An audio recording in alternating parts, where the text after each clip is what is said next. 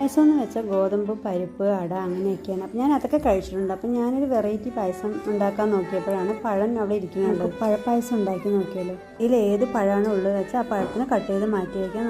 ഇവിടെ ഉപയോഗിച്ചിരിക്കുന്നത് പൂവൻ പഴമാണ്. പിന്നെ മധുരത്തിനുള്ള ആവശ്യമായിട്ടുള്ള ശർക്കര നമുക്ക് പാനിയാക്കാനായിട്ട് അവിടെ വയ്ക്കാം. പാൻ അടുപ്പത്തോട്ട് വെച്ച് കുറച്ച് നെയ്യ് അതിലൊഴിച്ച് ചൂടായതിന് ശേഷം നമ്മൾ നേരത്തെ അരിഞ്ഞ് വെച്ച തേങ്ങ അതിലോട്ട് ഇട്ട് വറുത്തെടുക്കാം.